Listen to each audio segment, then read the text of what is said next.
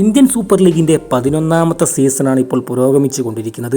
ഒരുപാട് പ്രതീക്ഷയുമായാണ് കേരള ബ്ലാസ്റ്റേഴ്സിൻ്റെ ആരാധകരും കേരള ബ്ലാസ്റ്റേഴ്സും ഈ സീസണിലേക്ക് കാലെടുത്ത് വെച്ചത്. പക്ഷേ തോൽവികളുടെ കൂമ്പാരമാണ്. അതും സ്വന്തം കാണികളുടെ മുമ്പിൽ തോൽവിയുടെ കൂടാരമാണ് കേരള ബ്ലാസ്റ്റേഴ്സ് കയറിക്കൊണ്ടിരിക്കുന്നത്.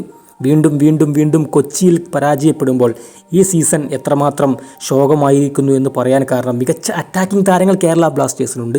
നോഹ സദയും ജീസസ് ജിമിനസും അതുപോലെ തന്നെ അഡ്രിയാൻ ലൂണയും പെപ്രയും അടങ്ങുന്ന ഈ അറ്റാക്കിംഗ് നിര ഉണ്ടായിട്ട് പോലും ഇത്രയും മോശം ഡിഫൻഡേഴ്സിനെയാണ് കേരള ബ്ലാസ്റ്റേഴ്സ് ഈ സീസണിലേക്കായി മാറ്റിവെച്ചത്. അതിനേക്കാൾ മോശം ഗോൾ കീപ്പർമാരും. അതുകൊണ്ട് തന്നെ കേരള ബ്ലാസ്റ്റേഴ്സ് ഈ സീസണിൽ ഒട്ടും പ്രതീക്ഷിക്കേണ്ട കാര്യമില്ല. കാരണം ആദ്യമായൊരു കിരീടം നേടാൻ വേണ്ടി കേരള ബ്ലാസ്റ്റേഴ്സ് തുനിഞ്ഞിറങ്ങുമ്പോൾ ഒട്ടും ആത്മവിശ്വാസമില്ലാത്ത ഒരു ഡിഫൻഡേഴ്സും അതുപോലെ തന്നെ ഒട്ടും പോരാത്ത ഒരു ഗോൾ കീപ്പർമാരും തന്നെയാണ് കേരള ബ്ലാസ്റ്റേഴ്സിനായി ഒരുക്കി കൂട്ടി വെച്ചിട്ടുള്ളത് കേരള ബ്ലാസ്റ്റേഴ്സിൻ്റെ മാനേജ്മെൻറ്റ്. അതുകൊണ്ട് ഈ സീസണിൽ കേരള ബ്ലാസ്റ്റേഴ്സ് പ്ലേ ഓഫിൽ എത്തിയാൽ പോലും കേരള ബ്ലാസ്റ്റേഴ്സിന് ടോപ്പ് 4 കിരീടം നേടാനോ സാധിക്കില്ല എന്ന് 100% ഉറപ്പിച്ച് പറയാൻ കാരണം ഇത്രയും മോശമായിട്ടുള്ള ഡിഫൻസും ഗോൾ കീപ്പർമാരും കേരള ബ്ലാസ്റ്റേഴ്സിനുള്ളത് കൊണ്ട് തന്നെയാണ്. അതുകൊണ്ട് തന്നെ ഈ സീസണിലും കേരള ബ്ലാസ്റ്റേഴ്സിൻ്റെ ആരാധകർക്ക് ഒരു പ്രതീക്ഷയുമില്ല കേരള ബ്ലാസ്റ്റേഴ്സ് ആദ്യമായി ഒരു കിരീടം നേടുന്ന കാഴ്ച കാണാനായിട്ട്.